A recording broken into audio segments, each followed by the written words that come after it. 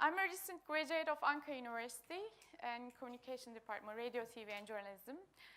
It was my last year to join Beyond Your World project, and just like amazing experience between two countries. Like you have to focus on some countries' issues at that time. And this is our group, as I said before.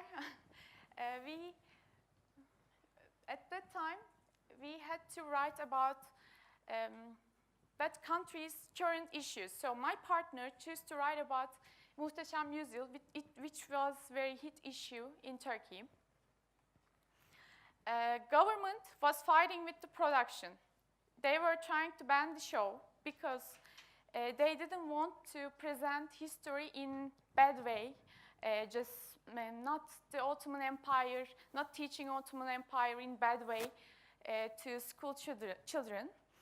And we want to speak with Supreme Court, Radio TV Supreme Court, and Parliament member who tries to ban the show, and also production, which was like, they didn't choose to talk to us at that time for our news story.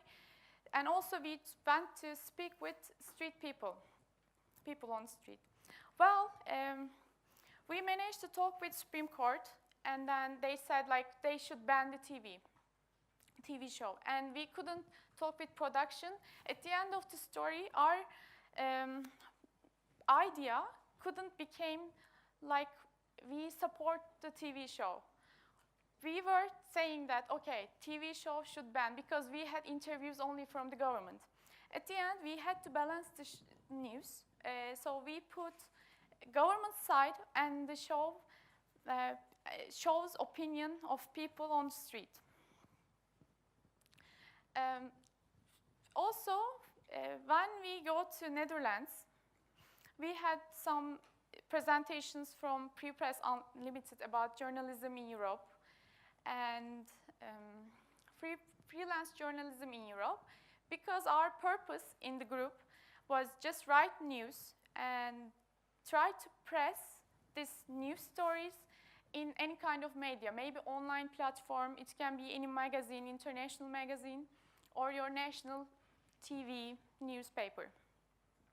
In Amsterdam, we were assigned to write 5 different news stories, but the Netherlands group were focusing on only one news. It was different because we had only 12 days and 5 different news stories. We had to manage time very well and focus on like every detail, but you have to be very quick. So I choose to write about what is beyond Amsterdam's advertisement to the world. Like, what do you really, what comes out in your mind that when I say Amsterdam, like freedom, paradise, gay paradise maybe. But it's not, because when we went there, we were looking for sources to talk, and we went to COCNL, which is international organization, a gay organization, LGBT. And in Amsterdam, we went to their office, and they said that, okay, if you're a tourist in Amsterdam, well, okay, it's paradise for you, because 1 or 2 weeks you can get like, you can just enjoy here. And if you're staying longer, you will see that here is not a paradise anymore. And this is at the end my news. So if you're going to stay, well, you will see that people are, mostly LGBT people, are beaten up in the street or getting abused by homophobic people. So the funny part was like, we don't see that, like, it's paradise even on TV, on the magazines, like when you say Amsterdam. And what COCNL is doing right now, just trying to educate school children and just trying to educate people, giving speeches, and just trying to stop the homophobia. So with this news, after I talked to COCNL, I want to talk with the people who are experiencing the